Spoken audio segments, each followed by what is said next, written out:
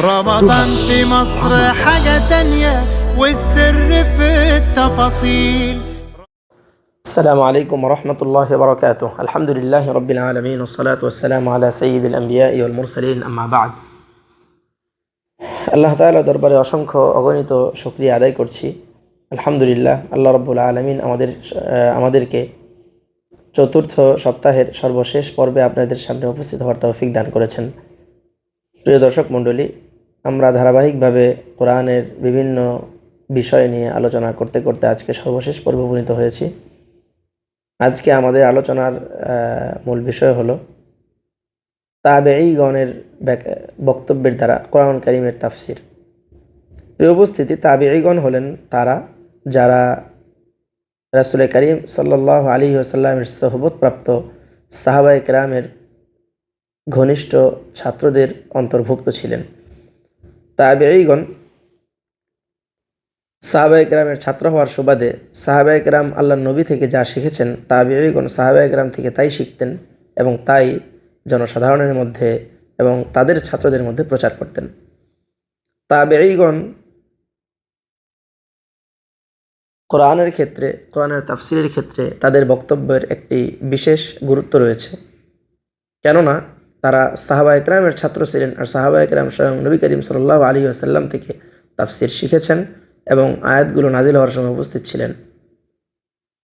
দ্বিতীয়ত, তাবেঈগণ যখন তাফসির শিখেন যে সকল সাহাবায়ে কেরাম থেকে, সেই যুগে মক্কা, মদিনা এবং কুফায় তিনটি শহর ইলমের নগরী হিসেবে বিশেষভাবে প্রসিদ্ধ ছিল এবং এই শহরগুলোতে তাফসিরের জন্য আলাদা মারকাজ এবং আলাদা দার্সের ব্যবস্থা ছিল, আলাদা মাদ্রাসা গড়ে উঠেছিল, যার কারণে রাসূলের যুগের প্রসিদ্ধ সাহাবায়ে কেরাম যারা তাফসির সম্পর্কে অভিজ্ঞ এবং প্রাজ্ঞ ছিলেন, তাদের কাছ থেকেই তাবেঈরা তাফসির শিখেছেন।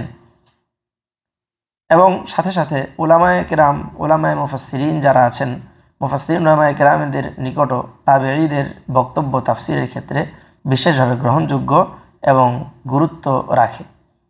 যেমন ইবনে তাইমিয়া রাহিমাহুল্লাহ বলেছেন, وإذا اجتمع التابعون على شيء فلا يرتاب في كونه حجة। তাবেঈগণ যখন কোনো বিষয়ে, কোরআনুল কারীমের তাফসিরের কোনো বিষয়ে যখন তারা ঐকমত্য পোষণ করেন, একমত হন, তখন সেখানে সেটা দলিল হওয়ার ক্ষেত্রে সন্দেহের কোনো অবকাশ নেই। এবং তাবেঈগণও সাহাবায়ে কেরাম থেকে গভীরভাবে তার তাফসির অধ্যয়ন করেছেন। যেমনটা মুজাহিদ ইবনে জাবর বলেন, আরাদতুল মুসহাফা আলা ইবনে আব্বাস রাদিয়াল্লাহু আনহুমা সালাসা আরদাতিন। আমি পূর্ণ মুসহাফটিকে ইবনে আব্বাস রাদিয়াল্লাহু আনহুমার নিকট 3 বার পেশ করেছি, অর্থাৎ 3 বার তার নিকট আমি পূর্ণ মুসহাফটি পড়েছি, অক্ষরে অক্ষরে পড়েছি। আকিফহু ইনদা কুল্লি আয়া, তার নিকট আমি প্রত্যেকটি আয়াতের সময় আমি তার নিকট যখন পড়তাম আমি থামতাম এবং আসআলুহু আনহা, এবং প্রত্যেকটি আয়াত সম্পর্কে, আয়াতের মর্ম সম্পর্কে আমি জিজ্ঞাসা করতাম। এভাবে 3 বার আমি আব্দুল্লাহ ইবনে আব্বাস রাদিয়াল্লাহু আনহুমার কাছে পূর্ণ মুসহাফটি শেষ করেছি। এই এমন গভীরভাবে তাবেঈগণের কোরআন অধ্যয়ন, তাফসির শাস্ত্র সম্পর্কে পাণ্ডিত্য অর্জন করা এবং উলামায়ে কেরামের বক্তব্য ও সাহাবায়ে কেরামের সরাসরি ছাত্র হওয়ার কারণেই তাবেঈদের তাফসির বিশুদ্ধ এবং গ্রহণযোগ্য বলে বিবেচিত হয় মুফাসসির উলামায়ে কেরামের নিকট। তাবেঈদের তাফসিরগুলোর মধ্যে বেশ কিছু তাফসির রয়েছে যা মূলত হাদিসের সাথে পরিপূর্ণ সামঞ্জস্যপূর্ণ হয়ে যায়। যেমন কাতাদা ইবনে দিআমা রাহিমাহুল্লাহ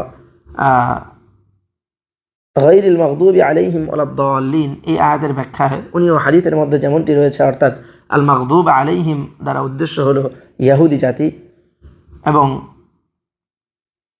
ওয়ালাদ-দাল্লিন এর দ্বারা উদ্দেশ্য হলো নাসারা। এমন একটি ব্যাখ্যা হাদিসের মধ্যেও আমরা পূর্বে পেয়েছি।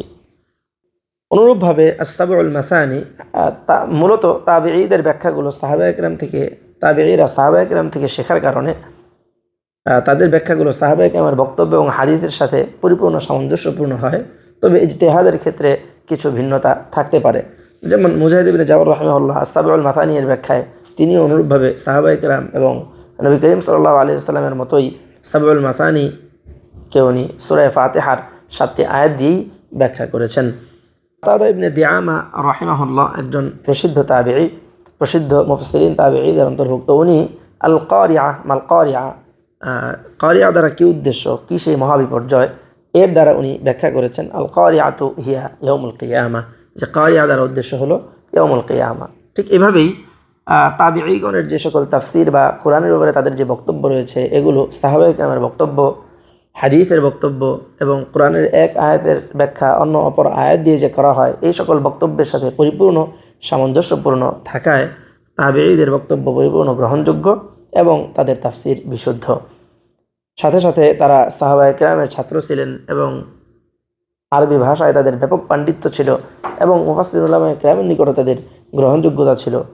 এই জন্যই তাবিঈগণের তাফসিরকে গ্রহণযোগ্য এবং বিশুদ্ধ হিসেবে বিবেচনা করা হয়।